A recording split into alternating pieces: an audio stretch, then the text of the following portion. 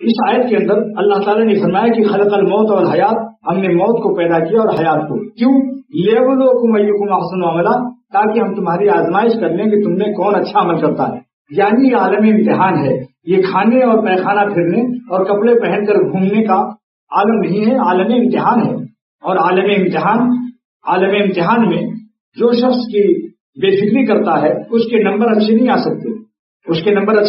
آ سکتے، اور میں یہ بھی عرض کرتا ہوں کہ پردیس کی زندگی بھی اس شخص کی خراب ہو جاتی ہے جو جتنا اللہ سے دور ہے.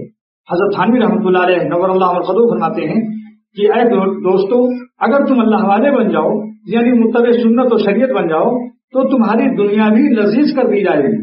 یہی روٹی ایک اللہ والا کھاتا ہے، اس کو مزہ زیادہ آتا ہے. یہی روٹی ایک غافل کھاتا ہے، اس سے اتنا لطف نہیں آ سکتا.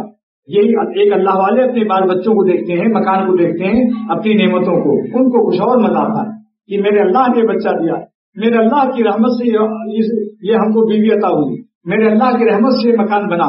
ہر وقت وہ آسمان اور زمین برابر اس کا اوپر سے نیچے آتا ہے. وہ پہلے آسمان سے تعلق قائم کرتا ہے، پھر نیچے دیکھتا ہے. اور جو دنیا اللہ سے جو بھولا ہوا ہے، جو غیر غافل ہے، اس کا کیا ہے؟ بس وہ زمین پر رہتا ہے، اس کو وہ لذت نہیں مل سکتی.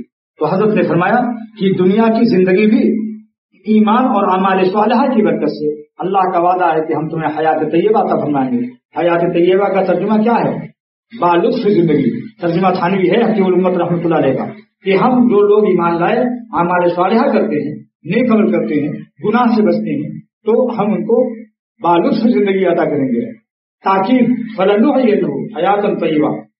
تو فرمایا کہ لیبلوکم ایکم احسن عملا، جو تم میں سے سب سے اچھا عمل کرتے ہیں ان کو اللہ تعالیٰ کیا دیں گے دنیا میں بھی. بعض لوگ سمجھتے ہیں کہ بھائی ملاؤں کے راستے میں تو سب ادھار ہے، جنت بھی ادھار، اور جو ثواب واب ہے سب ادھار ہے، اور گناہوں کے مزے اور عائش دنیاویہ یہ نقد ہے.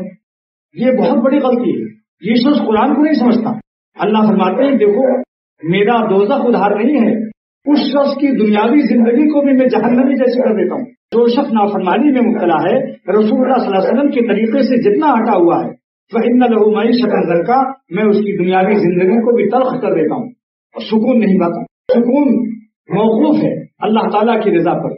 جو غلام اپنے مالک کو جتنا خوش کرے گا، مالک اپنے غلام کو اتنا ہی خوش کرے گا.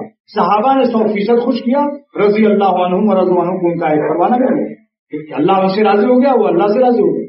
کوئی غلام اپنے مالک کو ناراض کر کے خوش نہیں رہ سکتا. لہٰذا دوستو اپنی دل کی خوشی چھوڑ دو،